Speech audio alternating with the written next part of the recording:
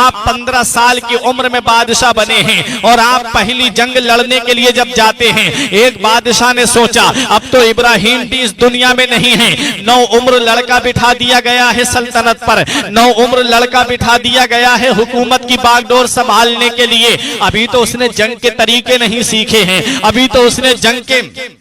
طریقوں سے واقف نہیں ہے۔ بادشاہ نے سوچا کہ لاؤ اب بہت اچھا موقع ہے، لاؤ کیوں نہ سمنان پر چڑھائی کر دی جائے، لاؤ کیوں نہ سمنان کو اپنی سلطنت میں داخل کر لیا جائے۔ جب بادشاہ نے سمنان کی سرزمین پر چڑھائی کی، مخدوم اشرف جہانگیر سمنانی اپنی فوج لے کر کے نکلے ہیں، 15 سال کی عمر میں پہلی جنگ آپ کر رہے ہیں، آپ کا گھوڑا سب سے آگے تھا۔ وزیروں نے کہا حضور آپ ابھی نو عمر ہیں، آپ نے تلوار چلانا ابھی صحیح سے نہیں سیکھا ہے، آپ حکومت کی باغ ڈور کو صحیح طریقے سے نہیں جانتے ہیں، آپ ان راجاؤں کی سیاست کو ابھی آپ نہیں سمجھ پا رہے ہیں، حضور ابھی ہم کو آگے بڑھنے دیجئے، ہم آپ کے آگے سے لڑیں گے، ہم آپ کے پیچھے سے لڑیں گے، ہم آپ کے دائیں سے لڑیں گے، ہم آپ کے بائیں سے لڑیں گے۔ حضور مخدوم اشرف سمنانی سے کہہ رہے ہیں کہ آپ ابھی پیچھے چلے جائیے، ہم آگے بڑھتے ہیں، جب تک ہم زندہ ہیں آپ تک تیروں کو پہنچنے نہیں دیں گے، جب تک ہمارے جسم میں جان باقی ہے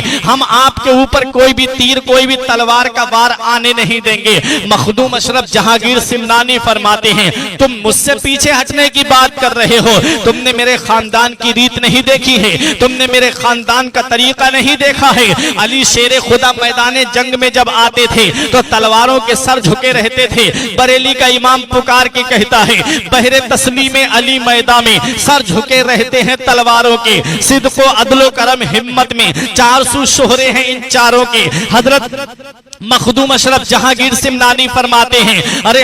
ہمیں پیچھے ہٹنے کے لیے کہہ رہے ہو، ہماری شان تو یہ ہے کہ جنگ میں اڑ جاتے تھے تو پاؤں شیروں کے بھی میدان سے اکھڑ جاتے تھے۔ حضرت مخدوم اشرف جہانگیر سمنانی کہتے ہیں پہلے آگے میں لڑوں گا۔ مخدوم اشرف سمنانی کی فوج لڑتی ہے اور فتح یاب ہو جاتی ہے۔ یہ مخدوم اشرف جہانگیر سمنانی ہیں جن کی رگوں میں علی کا خون دوڑ رہا ہے، جن کی رگوں میں فاطمہ کا دودھ خون بن کر کے دوڑ رہا ہے، اسی خاندان کے چشم و چراغ ہیں، اسی خاندان کے نور نظر ہیں، اسی حسین کے لاڈلے ہیں۔ میدان جنگ میں کھڑے ہیں، دشمن کو شکست کھا کر کے واپس ہونا پڑا۔ مخدوم اشرف جہانگیر سمنانی کی عمر جب 23 سال کی ہوتی ہے تب آپ رمضان شریف کا مہینہ تھا اور آپ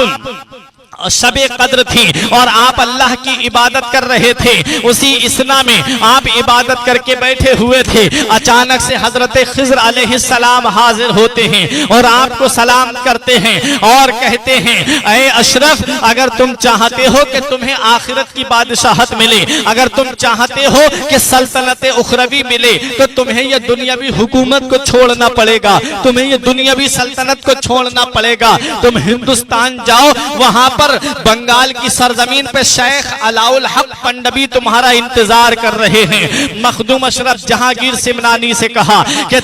یہ اس حکومت کو تمہیں چھوڑنا پڑے گا، تمہیں تو دین اسلام کی خدمت کرنا ہے، تمہیں تو مذہب اسلام کی نشر و اشاعت کرنی ہے، تمہیں تو مذہب اسلام کی تبلیغ کرنی ہے۔ حضرت مخدوم اشرف سمنانی اپنی والدہ کے پاس آتے ہیں اور اپنی ماں سے کہتے ہیں امی میں یہ اس حکومت کو چھوڑنا چاہتا ہوں،